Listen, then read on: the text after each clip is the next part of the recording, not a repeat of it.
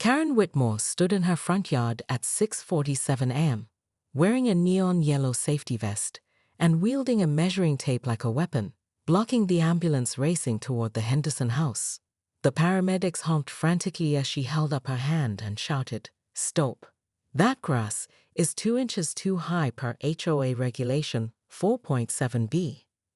20 minutes earlier, she'd been power washing her already spotless driveway when she spotted Mrs. Chen hanging a small wind chime, clearly a violation of the No Unauthorized Outdoor Decorations clause. But it was the sight of the Hendersons' lawn that sent her into overdrive.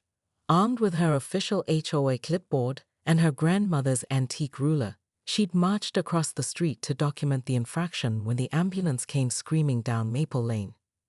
"Ma'am, we have a medical emergency," the lead paramedic called out, but Karen was already pulling out her laminated copy of the community guidelines. "And I have a community standards emergency," she fired back, her perfectly styled blunt bob trembling with righteous indignation. "Do you see this grass? It's practically a jungle. What's next? Weeds? Dandelions? Complete anarchy." The ambulance driver leaned on the horn. Neighbors began emerging from their houses, some in bathrobes, all staring in disbelief.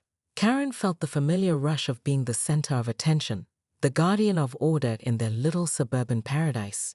"Karen, what the hell are you doing?" Jim Henderson burst through his front door, his face pale with panic. "My wife is having chest pains."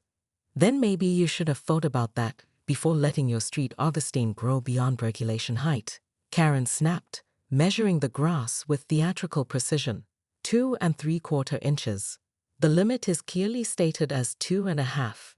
The paramedics exchanged glances and began unloading their equipment to go around her, but Karen stepped sideways, arms spread wide. She'd spent 3 years as HOA president building this community into a model of perfection, and she wasn't about to let medical drama derail her life's work. "I'm calling the police," shouted Mrs. Rodriguez from across the street. "Good," Karen called back.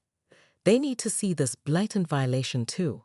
Behind her, she could hear Jim pleading with the paramedics, something about his wife Sarah being diabetic. But Karen was focused on the bigger picture.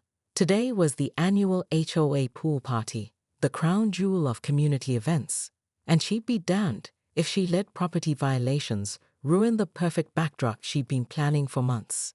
As the ambulance driver finally threw the vehicle in reverse to find another route, Karen felt a moment of triumph. Order restored. Standards maintained.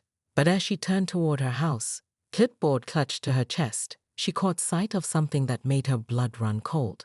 A small child's plastic truck sitting brazenly in the Patel family's front yard. The war for Willowbrook Estates had only just begun.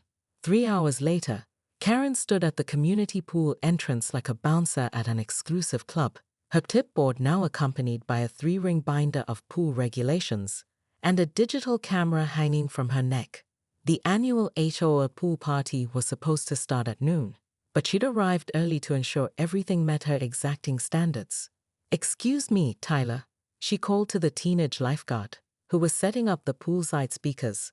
"Those speakers are positioned 14 inches from the pool edge. Regulation 12C clearly states 15 inches minimum for electrical equipment." Tyler looked up from untangling wires, his summer job suddenly feeling like a prison sentence. "Mrs. Whitmore, it's literally 1 inch. Nobody's gonna die from." 1 inch is the difference between safety and catastrophe. Karen interrupted, already measuring the distance with her telescoping ruler. "And it's HOA President Whitmore to you." "Actually," came a voice from behind her, "it's former HOA President Whitmore now." Karen spun around to find David Martinez, the recently elected HOA president, carrying a folding chair and wearing a shirt that read "Pool Day equals Fun Day." Her carefully constructed world tilted slightly on its axis. "The election results don't become official until the end of this month," she said through gritted teeth, though they both knew she was grasping at technicalities. "Karen, we need to talk about this morning," David said, setting down his chair. "The Hendersons filed a complaint. You delayed an ambulance over grass height." "I maintained community standards during a crisis," Karen replied, lifting her chin. Someone has to protect the property values around here. You can't do this, she whispered.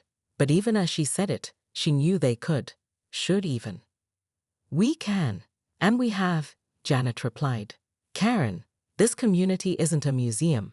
It's a place where people live, where children grow up, where neighbors help each other during medical emergencies instead of measuring grass. Karen stood slowly, her clipboard feeling impossibly heavy in her hands. Through the office window, she could see Jim Henderson arriving back from the hospital, his face etched with exhaustion.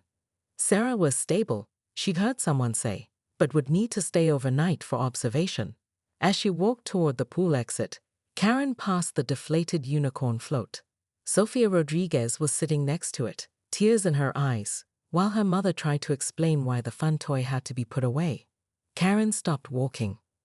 For the first time all day, she looked, really looked, at the community she'd been trying so hard to protect, at the children who'd learned to fear her clipboard instead of trusting her guidance, at the neighbors who crossed the street to avoid her lectures, at the husband and wife who'd needed help that morning and found an obstacle instead.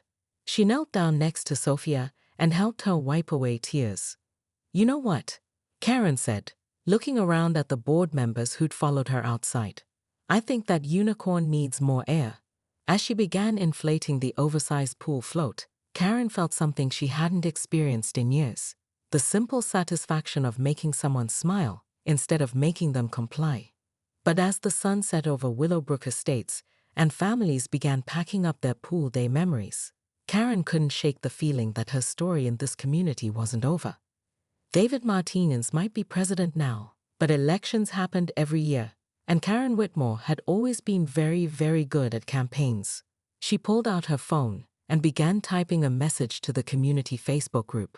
Neighbors, we need to talk about what really happened today. Sarah Henderson is in the hospital because of her diabetes, and you made it harder for her to get help. David's voice carried the exhausted patience of someone who dealt with Karen's antics for 3 years. The board is meeting on Monday to discuss your conduct. Karen felt heat rising in her cheeks. Around them, families were arriving for the pool party, kids running past with pool noodles and parents carrying coolers. Her pool party. The event she'd organized from scratch, complete with coordinated decorations and a timed activity schedule. You want to discuss conduct? Karen's voice rose an octave. Let's discuss the Patel family's yard toy violation, or Mrs. Chen's unauthorized wind chime, or the fact that the Johnsons' pool float is clearly visible from the street, which violates our aesthetic standards clause. Karen, David said quietly, people are trying to live their lives. Not everything is a violation. But Karen was already walking away, her heels clicking against the concrete with military precision. She had bigger problems now. Near the pool's deep end, she spotted something that made her stomach drop. The Rodriguez family had brought one of those oversized inflatable unicorns, the kind that required at least 3 people to carry.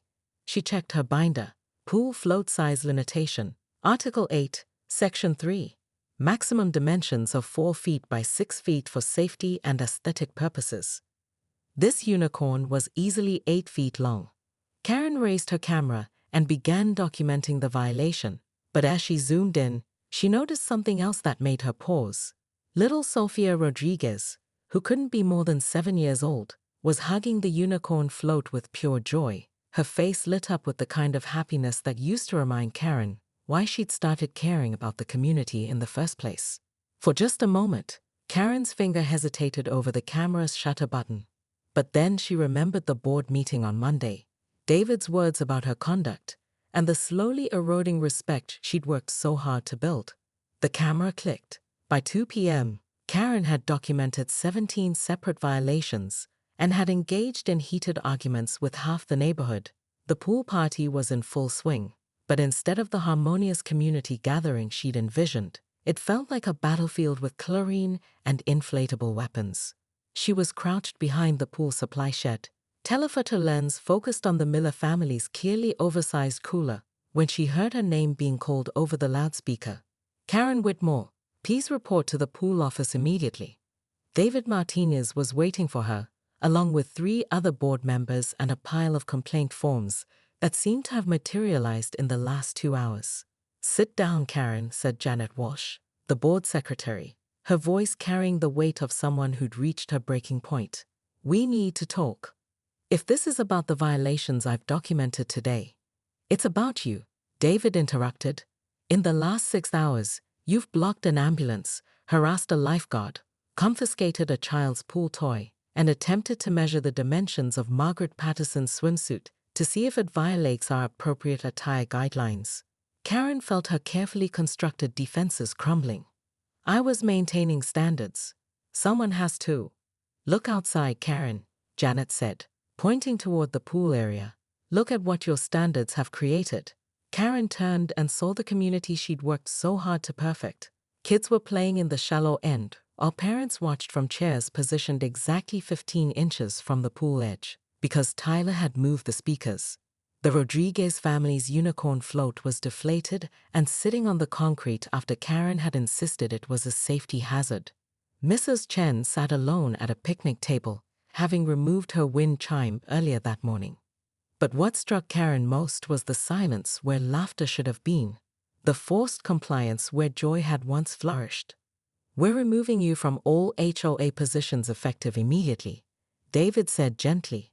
"You'll retain your homeowner voting rights, but your enforcement authority is revoked." The words hit Karen like cold pool water. 3 years of building her reputation, of creating order from suburban chaos, evaporating in an instant.